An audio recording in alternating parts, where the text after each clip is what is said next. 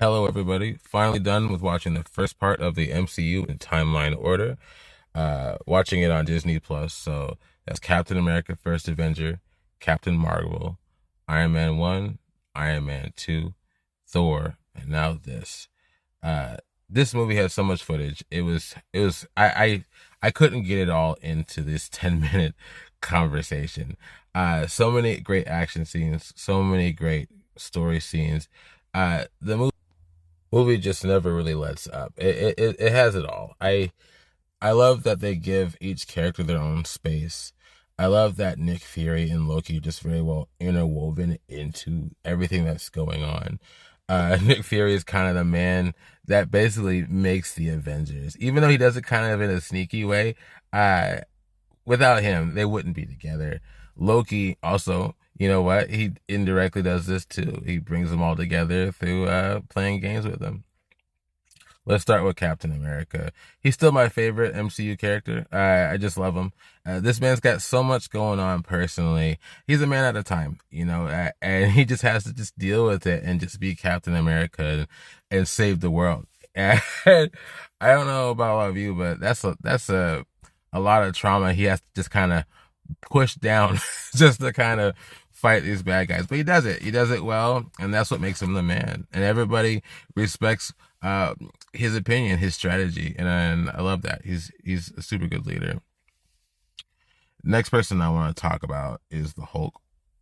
You don't really get to see him in the MCU unless, of course, you watch the Incredible Hulk movie with Edward Norton.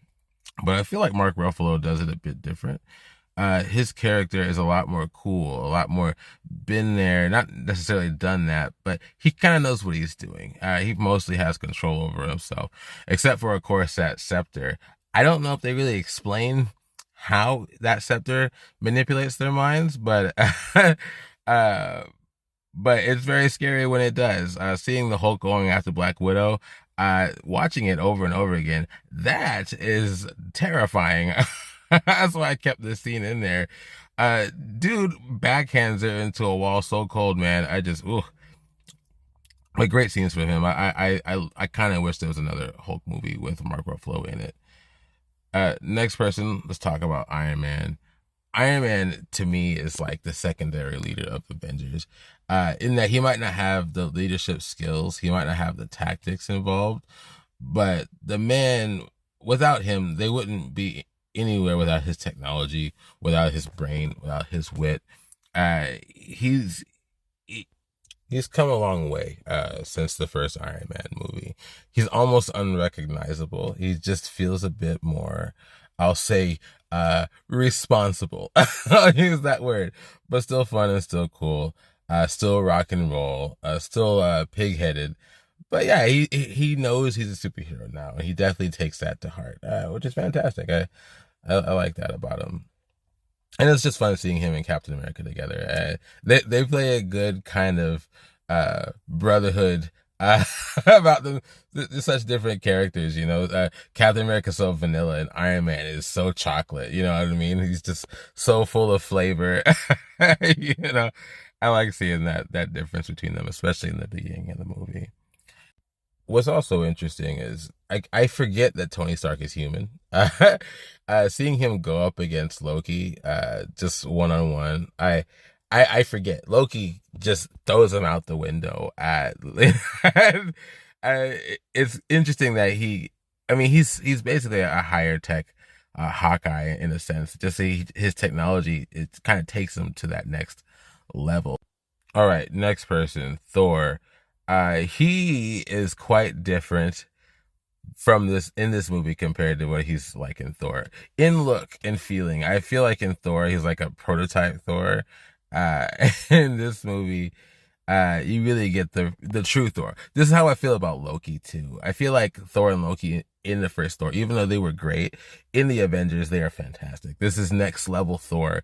This is this top notch, kick your ass, full lightning Thor, and I love it. I love the fight scene between Iron Man and Thor and Captain America. One of my favorite scenes. Yeah, it's a little dark. I wish MCU would just kind of crank up that brightness a bit, but man, does it look fantastic. Thor is a guy you don't want to mess with at all. Thor, seeing him fight the Hulk was just nuts. I wanted to see more of that. This movie, one thing you gotta say for sure is them superhero fights are amazing. Just seeing them fight each other is awesome. Seeing Thor for the first time fighting the Hulk, and you know what? I feel like winning, just like Thor wins in Ragnarok. You know, like you really get to see his power level. He's amazing to see, and to be honest, I without him, and this is what I like about the movie. I probably will say this over and over again. Without him, they just wouldn't be able to have that crowd control that they need to get through that fight in New York. This movie is just full of people that without each other they wouldn't be able to pull it off. And what a great sense to kind of. Next person I want to talk about is Hawkeye. You don't get to see too much of him until Thor. And even then, you only get to see a little bit of him. Avengers is the first time you really get to see Hawkeye and see who he is. And it's interesting what they do is they start off with him being the bad guy. I thought that was an interesting turn. In a good way, it actually works out very nicely because you see just how dangerous he is when he's not held back. He just kills people. He just snipes people. The way he shoots people, like he's shooting from a bow, he's just fantastic to see. It's like they give him like a badass showcase, and then later on they give him a superhero showcase. And in both ways, when he leads that bow, man, when he just puts it off to the side and he fires it, it's just a beautiful thing. It's amazing. I could see him do that all day, every day. He's just fun. He's fun. He's charming. And again, like Black Widow and even like Iron Man, these are just human beings that they just have the tech and they have the skill to stand up to the big boys, and they do very well. They do awesome. I just love seeing Hawkeye on the screen. He's amazing. All right, next person I want to talk about is Black Widow.